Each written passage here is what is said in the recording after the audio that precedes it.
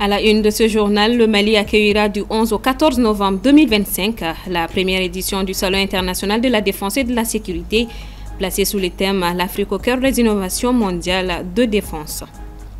Plusieurs pays africains plaident pour la reconduction de l'AGOA, dont l'échéance arrive à terme le 30 septembre 2025. Pour défendre la poursuite de ce programme, ils multiplient les démarches diplomatiques et commerciales auprès des autorités américaines. Puis la chronique sport de ce vendredi avec Mohamed Kenouvi, ce serait en fin d'édition. Mesdames et messieurs, bonsoir. L'Afrique au cœur des innovations mondiales de défense, c'est le thème de la toute première édition du Salon international de la défense et de la sécurité, dont le Mali abritera du 11 au 14 novembre prochain. Lors de la conférence de presse inaugurale ce vendredi, les organisateurs et les partenaires ont dévoilé les enjeux de ce grand rendez-vous crucial. Djeneba Samaki.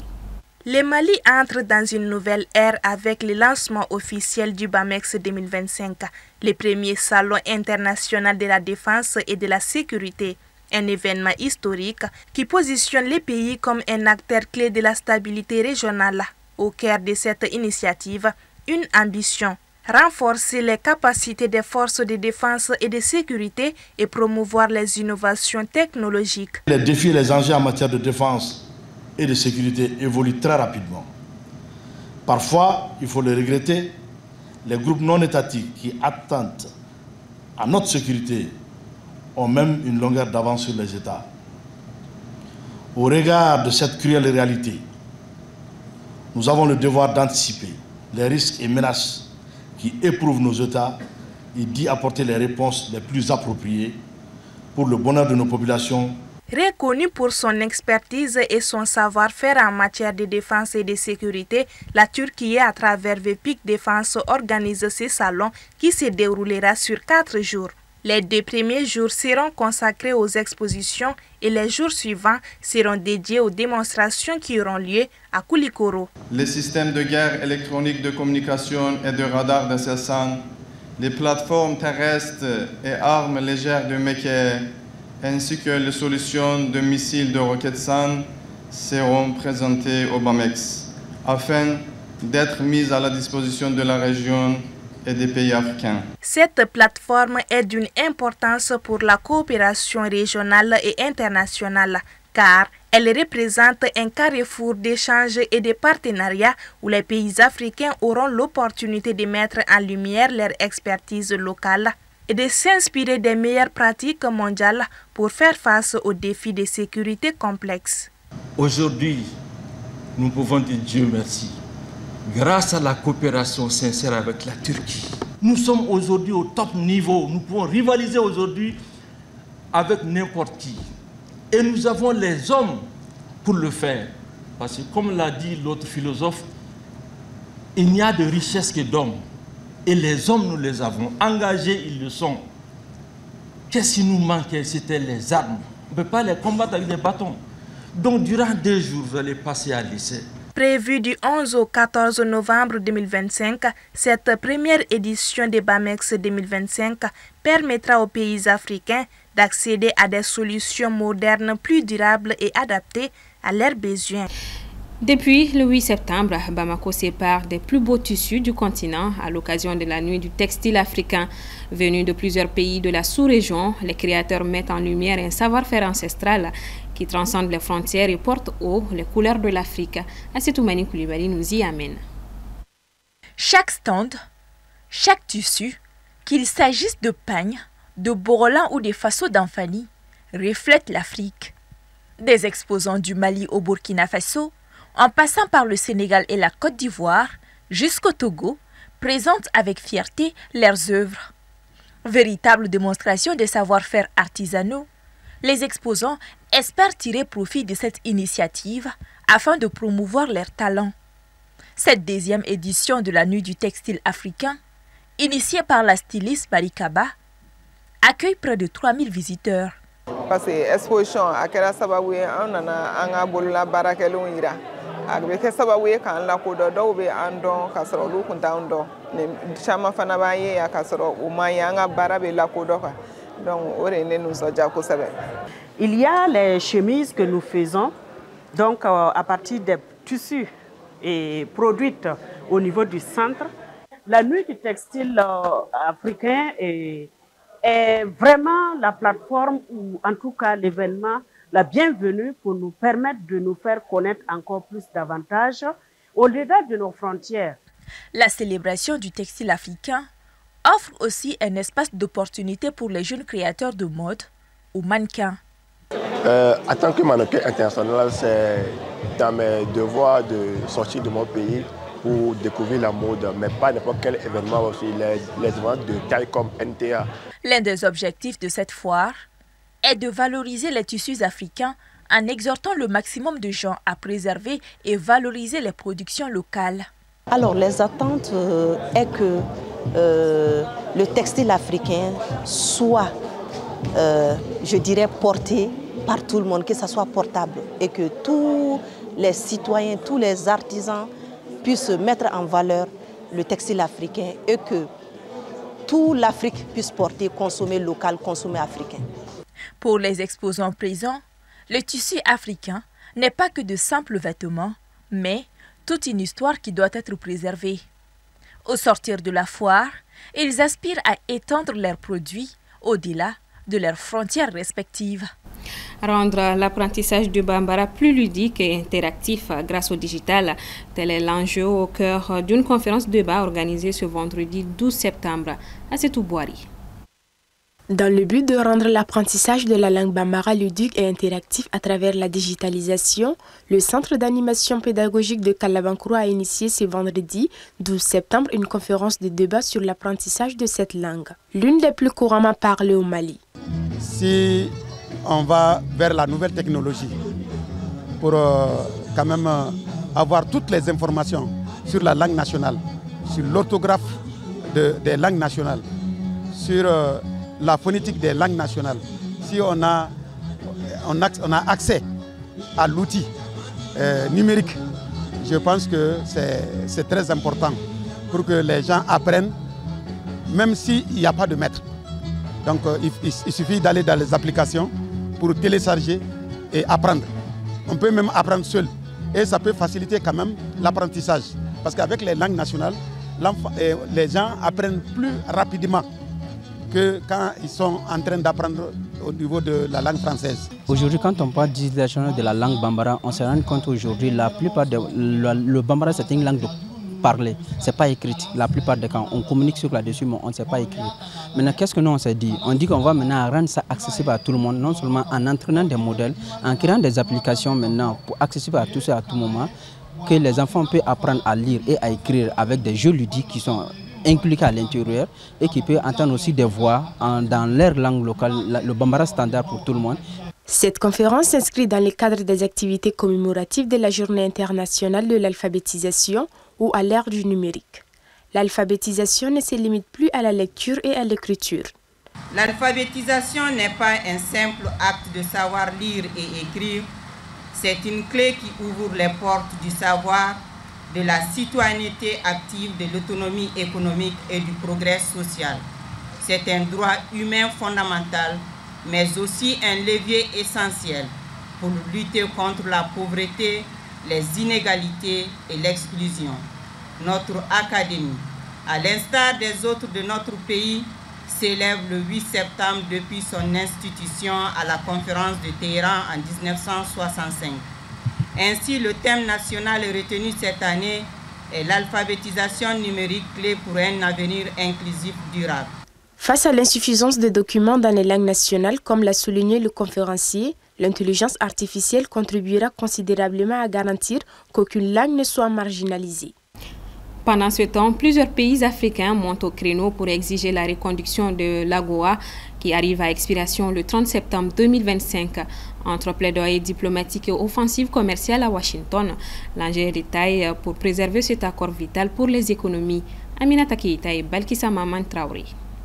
Les semaines à venir seront décisives pour l'avenir des exportations africaines vers les États-Unis dans le cadre de l'AGOA. À Washington, plusieurs délégations de haut niveau se réunissent pour la reconduction de l'African Growth and Opportunity Act, un mécanisme qui, depuis 25 ans, offre un accès préférentiel aux produits africains sur le marché américain en vue de garantir la stabilité économique des entreprises et des investisseurs. Des pays comme Madagascar, le Kenya, la Tanzanie, le Lesotho et l'île Maurice se sont regroupés à l'ambassade de Madagascar à Washington dans le but de se mettre d'accord pour unifier un message à adresser aux décideurs politiques américains. Actuellement, les États-Unis sont en difficulté économique parce que leur balance commerciale est déficitaire et c'est ce sur quoi le candidat Donald Trump s'était engagé lors de la campagne présidentielle de réduire ce déficit commercial. Et évidemment, cet effort de lobbying, il faut non seulement entreprendre ce lobbying auprès de l'administration, mais aussi du Congrès américain, qui est majoritairement républicain aussi, conservateur. Donc moi, à mon avis, je pense que ça va être très difficile. Les secteurs les plus bénéficiaires de l'AGOA sont respectivement le pétrole brut, le textile, habillement, les produits agricoles, entre autres. Si les pays africains considérés souhaitent une prolongation de la loi, des responsables américains suggèrent plutôt une révision pour mieux aligner l'accord avec les besoins actuels et les relations économiques mondiales. Mais les Africains seront perdants parce que vous savez, l'avantage de cette loi, c'est qu'il y a plus de 6000 produits qui viennent d'Afrique qui peuvent avoir accès au marché américain, qui est le plus grand marché au monde, en franchise des droits de douane. Les États-Unis gagnent parce que les Africains vont avoir des produits qu'ils ne pourront pas vendre. Où est-ce qu'ils vont les vendre maintenant? En franchise de douane. C'est ça l'enjeu. Et donc, en réalité, ça va quand même réduire un peu les investissements, non seulement en Afrique, mais aussi l'emploi. Lancée en mai 2000, l'AGOA permet aux pays d'Afrique subsaharienne d'exporter plus de 1700 produits vers les États-Unis sans droit de douane. Depuis 2022, les États-Unis ont exclu le Mali, l'Éthiopie et la Guinée du programme AGOA pour violation des principes de l'accord. À noter que les importations des États-Unis en provenance des pays d'Afrique subsaharienne éligibles au programme AGOA ont totalisé 9,7 milliards de dollars en 2023. Puis au Niger, une double attaque coordonnée et sanglante a frappé la région de Tillabéri, zone des 3 frontières entre le Mali et le Burkina Faso. Le bilan provisoire fait état de 27 morts, dont de nombreux soldats.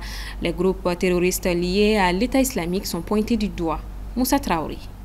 Au Niger, mercredi, des terroristes présumés ont lancé plusieurs assauts meurtriers dans l'ouest du pays. Selon différentes sources locales et sécuritaires, au moins 27 personnes, principalement des militaires, ont perdu la vie. Les attaques ont visé plusieurs positions dans la région de Tillabéri, considérée comme l'un des épicentres de la violence terroriste au Sahel. D'après le groupe de journalistes WAMAPS, les éléments de l'État islamique au Sahel ont revendiqué plusieurs actions coordonnées. Parmi elles, une attaque contre une position de l'armée près de l'aéroport de Tillabéri qui a coûté la vie à 12 soldats. Le même jour, 2 autres incursions ont été menées au cœur de la ville, l'une dans le secteur de Kabia et l'autre dans le quartier de Digabanda, causant la mort d'au moins 2 civils.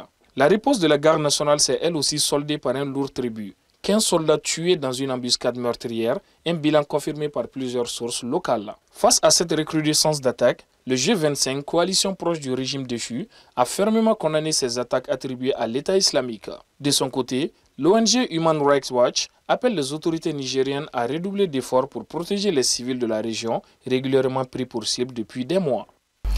Et on ouvre la page sport de ce 1945. Bonsoir Mohamed. Bonsoir Maritou. Ravi de vous retrouver. Ravi également. Alors Afro-Basket U16 féminin, les Aiglons avancent vers un nouveau sacre. Oui, plus que 2 matchs pour les U16 maliennes pour soulever à nouveau le trophée continental dans cette catégorie où elles règnent sans partage depuis le lancement de l'Afro-Basket féminin U16 en 2009. Pour décrocher le ticket pour une 9e finale consécutive. Nos Aiglons seront opposés demain samedi en demi-finale à la Côte d'Ivoire revancharde dans ce nouveau derby ouest-africain dans la compétition. Ce sera les retrouvailles entre les 2 pays qui se sont déjà affrontés en phase de groupe et où le Mali s'était largement imposé, on se rappelle, 65 contre 38. Le coup d'envoi de cette demi-finale sera donné à 9h du côté de Kigali. En cas de victoire, le Mali défiera en finale le vainqueur de l'autre demi-finale qui se dispute également demain samedi à 11h30 entre l'Égypte et le Cameroun. Toutes les chances donc du côté des Aiglons. Concernant les Aiglonnés, ils sont déjà en demi-finale. Oui, à l'instar des filles, les garçons ont également validé ce vendredi leur tickets pour les demi-finales de l'Afrobasket U16. Ils se sont imposés devant la Tunisie sur le score de 73 à 70.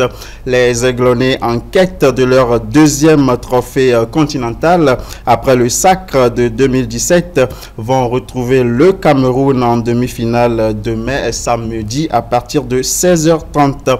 Les Lionceaux indomptables sont sortis vainqueurs de leur quart de finale également ce vendredi face à l'Ouganda sur le score de 53 à 50. Et on parle mercato d'été 2025, de nouveaux mouvements chez les Aigles. Oui, alors que le mercato estival s'est clôturé dans les 5 grands championnats d'Europe début septembre, certains Aigles ont changé de club cette semaine vers des destinations où le marché des transferts n'était pas encore clos. Ainsi, lundi, Al Ittihad a officialisé le transfert de l'international malien Mahamadou Doumbia qui quitte Royal Antwerp en Belgique et s'engage avec le club saoudien. Le milieu de terrain de 21 ans a paraphé un contrat de 5 saisons et est désormais lié à Al Ittihad jusqu'en 2030. De son côté, l'attaquant malien Fousseni Diabaté, libre de tout contrat depuis juin dernier, après la fin de son bail à Lausanne Sport, s'est engagé mardi avec le club turc de Kasımpaşa pour une durée de 2 ans avec une année supplémentaire en option. À 29 ans, Diabaté retrouve la Super League turque où il a déjà évolué sous d'autres couleurs. Et pour finir, Koli Sako, en quête de plus de temps de jeu, quitte temporairement le Napoli. Le joueur de 23 ans a été prêté ce mercredi avec option d'achat à Iverdon Sport en 2e division suisse. Direction la France, Steve Mandanda raccroche les crampons. À 40 ans et libre de tout contrat depuis la fin de son aventure à Rennes en juin dernier, Steve Mandanda a annoncé mercredi la fin de sa carrière professionnelle 2 ans après l'arrêt de sa carrière internationale. Le gardien de but de l'équipe de France, détenteur du record du nombre de matchs joués sous le maillot de l'Olympique de Marseille avec 613 apparitions, était pourtant encore sollicité par de nombreux clubs de Ligue 1, mais il a décliné plusieurs offres. Avec les Bleus, il totalise 35 sélections et est le 6e gardien le plus capé de la sélection française, avec laquelle il a notamment été champion du monde en 2018, finaliste de l'Euro 2016 et de la Coupe du monde Qatar 2022. Merci beaucoup pour toutes ces précisions, Mohamed Kinoubi. Je vous en prie, Marie. Bon week-end à vous. Merci, pareil à vous. Voilà, c'est ce qui referme ce 1945. Merci de votre constante fidélité. Bon week-end à vous et prudence.